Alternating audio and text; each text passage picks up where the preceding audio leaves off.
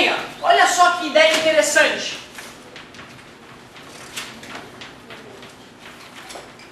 Na verdade, o enunciado que eu acabei de ler da questão, que nós vamos discutir em seguida, explicou já o que está acontecendo. Tu já sabe que quando a luz muda de meio de propagação, ela muda de velocidade e sofre um desvio. Desvio, né, fenômeno esse chamado de refração. Tem o ângulo de incidência, o ângulo de refração, N de chegada, sendo de chegada, igual a N de saída, sendo de saída. Só que se o cara acabou de falar no enunciado que as diferentes frequências das ondas eletromagnéticas têm diferentes velocidades nos meios materiais, ele está me dizendo que a luz azul sofre uma mudança de velocidade, a luz amarela sofre outra mudança de velocidade, certo? Aí é que está, porque a luz é uma radiação eletromagnética, lembra? Eletromagnética. O tamanho do campo elétrico e do campo magnético tem a ver também com a frequência do campo eletromagnético, certo? A intensidade desses campos eletromagnéticos tem a ver com a frequência. Então, como cada frequência, o campo pode ser mais forte ou mais fraco, as de intensidade mais forte podem ter mais facilidade para penetrar nos materiais e menos em outra. O material é feito de átomo. O átomo não tem elétrons girando em volta do núcleo atômico, então, de certa forma, isso pode ser uma barreira para o campo elétrico e magnético se formar, certo? No vácuo não existe essa barreira. Por isso que a luz anda... Que velocidade mesmo? Parabéns, 3 vezes 10 a 8 metros por segundo. Agora, no vidro, como tem os átomos do vidro atrapalhando o campo elétrico e magnético a se estabelecer, diminui um pouco a velocidade, para que eles se formem e formem o próximo campo eletromagnético também, certo? Por isso que cada frequência, cada cor de luz vai se propagar com uma velocidade própria no vidro ou na água. Então, se eu pego luz branca, que é feita de várias cores, o que eu vou perceber na hora que esse raio penetrar no outro meio, é que cada cor vai sair com o seu ângulo, se separando então. A cor amarela vai sofrer um desvio, a cor laranja, na verdade, tem a frequência muito próxima da amarela. Então elas deveriam emergir praticamente juntas, a diferença angular é mínima, é de décimos de grau. Enquanto uma, sei lá, está emergindo com 43,4 graus, a outra com 43,2 graus, a outra com 42,9 graus, né? A vermelha é a mais lenta e a violeta é mais rápida? A vermelha é mais rápida, a vermelha abre mais, né? E a violeta fecha um pouco mais, certo? Vou mostrar isso já para vocês. Então, na verdade, galera, como cada cor tem a sua velocidade, cada cor vai sofrer o seu desvio. E aí vai separar a luz branca nas cores do arco-íris. Esse é que é o fenômeno da dispersão. E por que esse fenômeno ocorre? Simplesmente devido ao índice de refração das diferentes cores. O índice de refração do vermelho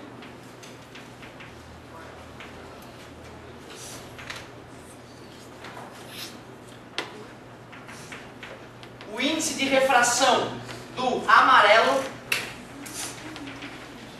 Quem mais? Aliás, o amarelo ainda vem depois do alaranjado.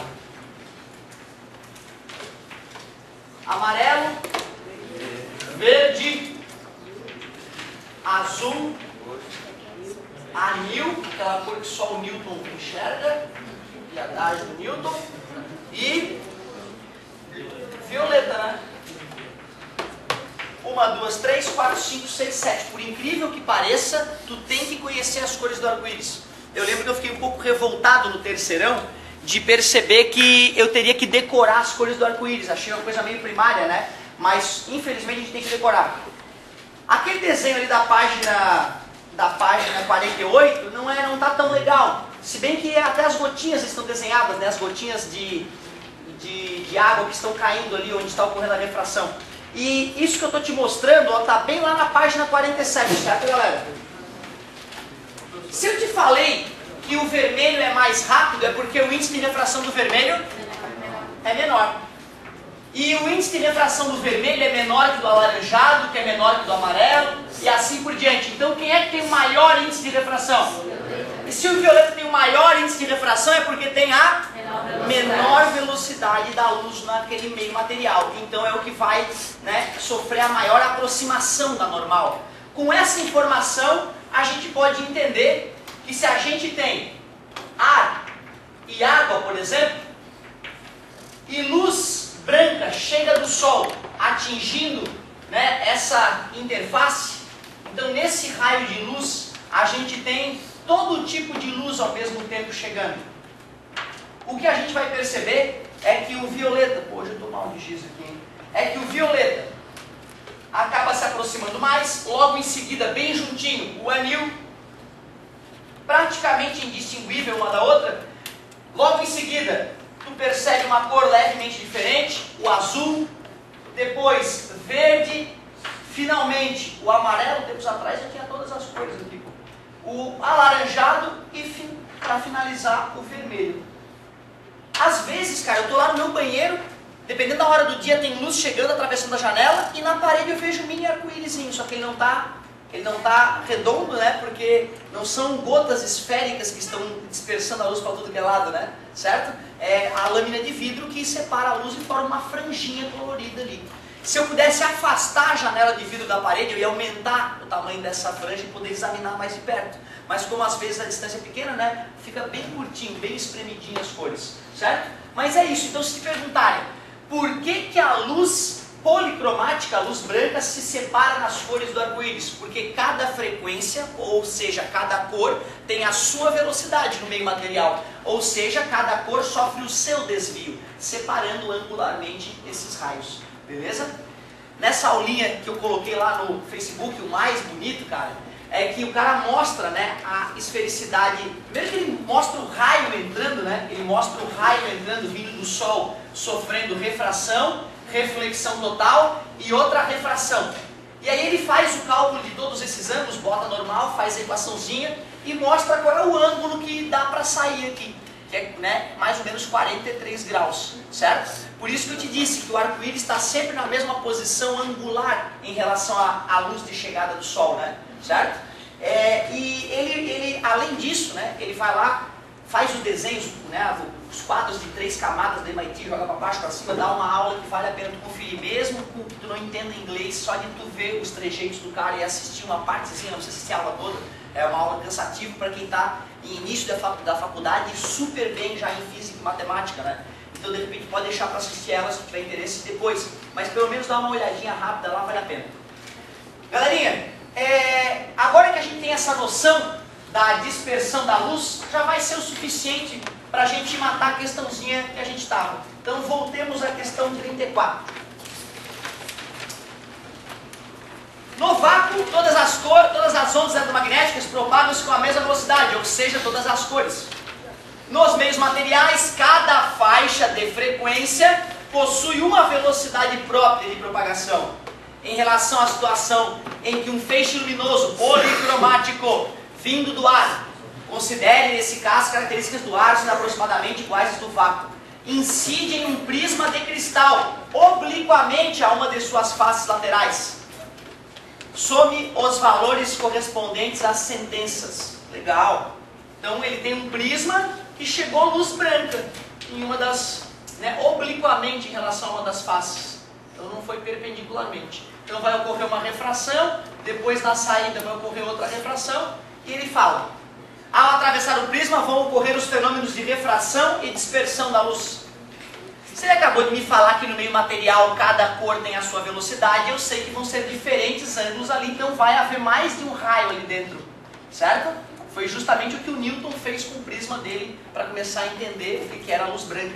Foi Newton, inclusive, que falou que a luz branca era a mistura de todas as cores pela primeira vez, certo? O filho da mãe não mexeu só com dinâmica não, né? O cara foi na ótica também, deu a sua contribuição. Show de bola! 02. Certamente vai ocorrer refração da luz. Sim, sim, vai ocorrer refração, não tem jeito. Ele sim era mais inteligente.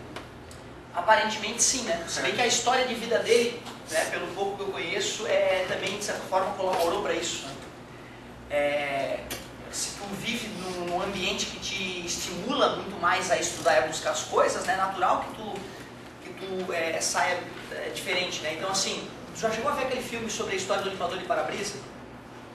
Depois procurem um filme muito interessante sobre a história do limpador de para-brisa. O cara que inventou o limpador de para-brisa, a Ford tentou aplicar um golpe nele, certo? E o cara depois, né, ficou multimilionário em função de ter ganhado a ação contra a Ford. Depois a Ford está instalando o limpador de para-brisa intermitente, não é qualquer limpador de para-brisa, é aquele que para, né? O cara que inventou isso, basicamente ele inventou ele e os filhos dele na garagem dele. E os filhos dele, na idade de vocês, já montavam um circuitinho elétrico, faziam uns cálculos de circuitinho elétrico. Mas tu imagina, tem um pai que é engenheiro elétrico. Tu desde criança vê o cara mexendo, criança é curiosa. Aí tu vai ali e pergunta, se o cara tiver a paciência de mostrar desde criança, claro que vai ser um adolescente ninja em eletrônica. Aí pode parecer que é mais inteligente que os outros, mas é mentira. É porque ele teve uma história de vida que permitiu isso a ele, né? Ele teve raça para aprender a estudar. Teve um pai chato, vamos lá, solda aqui, faz. Né? Aí a coisa funciona. Mas eu não acredito nessa história de pessoa superdotada e inatingível. Eu acho que se o ser humano fez, os outros podem fazer. Pelo amor de Deus, se eu não acreditar em mim, que eu posso imitar os outros, pelo menos, aí, né, eu não sou um rato, não sou um homem. Né? Então eu acho que tudo que um ser humano fez, eu posso fazer. Mesmo que eu veja que está muito distante. Não, nós vamos tentar, vai ter que dar, não tem jeito. Se a gente não acreditar nisso, a coisa fica complicada. Certamente vai ocorrer dispersão da luz. Ué, se ele falou que as velocidades são diferentes, por que os ângulos vão ser iguais? Certamente vai ocorrer algum desvio angular da luz. Sim, quando a luz penetra no prisma, principalmente obliquamente, né, se fosse perpendicularmente, mas obliquamente, apenas vai ocorrer dispersão da luz se o feixe luminoso for constituído por luz solar, luz branca. Opa, ele não falou que era luz policromática? Deixa eu ver. Em relação à situação em que o feixe luminoso policromático, pô, vindo do ar, sim, então apenas vai ocorrer dispersão da luz se o feixe luminoso for constituído por luz solar, luz branca. Não pode ser luz da lâmpada, pode ser luz branca da lâmpada. Entendi a pegadinha dele, eu estava achando que o cara estava meio louco ali. Então tá, não precisa ser luz solar, pode ser qualquer tipo de luz branca, né? Então não precisa ser do sol, não. Ficamos com 14 e 15. Show de bola. Fala, querido. Qualquer luz monocromática branca pode se dividir, então? Toda luz branca é policromática. Então toda luz branca pode ser decomposta em várias cores. E não tem uma luz assim, vamos supor, tem só, vamos supor, vermelho e violeta? Não. Duas cores não. O que dá para fazer é fazer a luz branca com 3 cores. Isso dá para fazer, certo? E não precisa ser as mesmas 3 cores. Tem várias misturas de 3 cores que geram branco. Beleza? Vai ser 3, 17. Aí é que tá, olha só que interessante, cara. Aí é que tá, e é por isso que seria legal ver o final da aula do MIT lá, que o cara mostra isso na prática na hora. O que acontece é que a luz, as ondas são radiações e são campos eletromagnéticos. Quando 2 campos elétricos apontam para o mesmo lado, eles se somam. Quando um aponta para um lado e outro para o outro, eles se subtraem. Tudo bem? A mesma coisa vai acontecer com os campos magnéticos que nós vamos estudar futuramente, certo? Quando eu pego 2 luzes que estão no mesmo ambiente, cada uma com o seu campo eletromagnético, esses campos eletromagnéticos podem se somar vetorialmente e dar um resultado de uma cor diferente daquela que tu misturou. Beleza? Então assim, ó, eu não preciso obrigatoriamente das 7 cores para gerar um branco. Com 3 é o suficiente. Aliás, hoje eu quero que tu faça uma experiência, a da baba na TV, lembra? Tu chega na frente da TV e dá uma babadinha, não precisa cuspir, é só uma babadinha. Faz assim, vai com uma gotícula de baba, tu olha para aquela gotícula de baba, vira uma lente. E essa lente vai ampliar o pixel da TV. E tu vai ver então que tem 3 pontinhos coloridos atrás da baba. Ali na verdade é 1 pixel. E toda a TV é constituída por pixels de 3 pontinhos coloridos, independentemente do tipo de TV. Beleza? Esses pontinhos coloridos vão ter uma luzinha vermelha, uma verde e uma azul. Beleza? Certo? Com essas 3 luzinhas, basta eu medir a quantidade de cada uma que eu coloco, eu faço qualquer cor. Milhões de cores. Milhões de cores. Beleza? Então, ó, nem toda luz branca tem todas as cores para decompor no arco-íris. Mas, certo? Se a gente tem algum tipo de luz branca, não pode ser uma cor só. Beleza? Até porque o branco já é uma confusão do cérebro te avisando. Estou confuso, não sei, é muita cor. Isso que é o branco para o teu cérebro, beleza? O branco é uma confusão para as tuas células que estão recebendo a luz. É muita informação ao mesmo tempo. Cuidado, então, mais uma vez. Toda luz branca se decompõe nas 7 exatas cores do arco-íris? Não. Não.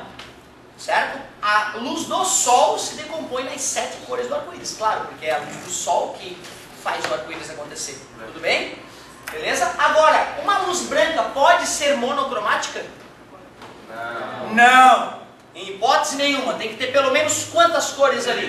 3 coresinhas, né, dessas puras para a gente poder achar o branco. Tá beleza? 3 dessas cores do arco-íris seriam o suficiente. Se tu joga na mesma intensidade, tu tem o branco. Se tu joga mais para uma do que para outra, tu tem, né, uma tonalidade intermediária. Inclusive, daqui a pouco eu vou fazer um quadrinho de luz para vocês, para te mostrar como é que é a mistura. Se não me engano, na próxima apostila que vem isso, mas eu posso adiantar para vocês e te mostrar como é que fica essa mistura de cores. É daí que vem o nome magenta e ciano, certo? Que é a mistura entre verde, vermelho e azul nas quantidades que gera, né, o ciano, o magenta, certo? Ou o amarelo, beleza? Então façam essa experiência. E aí tu vai ver que impressionante que é a tecnologia, né? Com uma mistura de cores que vem de 3 tipos de cores, né? Uma mistura de luzes que vem de 3 tipos de cores, tu consegue gerar aquela imagem incrível da TV, né? Que representa às vezes a realidade melhor do que o teu olho pode captar, né? Incrível. E preparem-se, tem aí TVs chegando bizarras, né, no mercado, Quadri Full HD, com a resolução 4 vezes maior que a Full HD. Mas o olho não capta, professor. Mas acrescenta profundidade, acrescenta textura. Eu vi uma TV esses dias, cara, que ela tem uma câmera na frente dela que capta o rosto de até 9 espectadores para o 3D ficar perfeito para aqueles 9, sem óculos. Sem óculos. Então a coisa salta na tua cara e tu tá sem óculos na frente da TV da tua casa. E pode ter 9 amiguinhos ainda que os 9 vão aproveitar a mesma qualidade que tu aproveita. Faz 92 vezes. Loucura.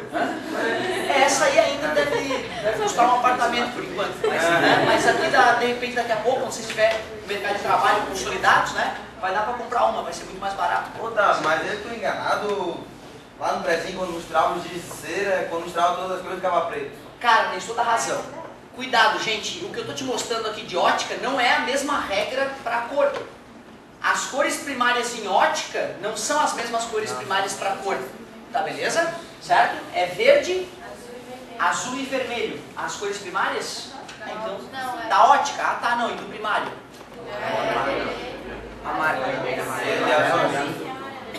Amarelo e azul da verde, vermelho e amarelo da laranja, e vermelho e amarelo azul. Isso, o amarelo está incluso e no caso da ótica não, certo? É isso aí, não é a mesma coisa. Então a tua observação é exatamente isso mesmo, que tu lembra. Não adianta misturar todas as cores de tinta e achar que vai dar um branco, certo? Vai ficar uma mistura, porque assim, na verdade a coloração tem a ver com o tipo de substância que tem ali dentro. Essas substâncias podem reagir, certo? Beleza? Agora uma coisa, ó, se tu pegar um disco, pegar várias cores de guache e pintar separadamente cada fatia de um disco, daquele de vinil antigo, né?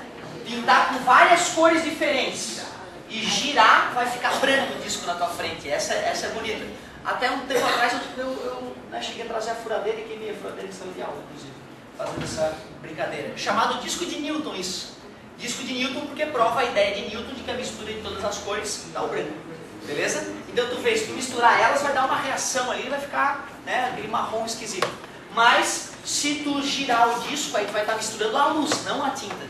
Aí vai dar branco. Bonito isso, hein? Então é uma brincadeira que vale a pena fazer em casa às vezes. Né? Vai na papelaria, tá? Não tem que fazer uma tarde.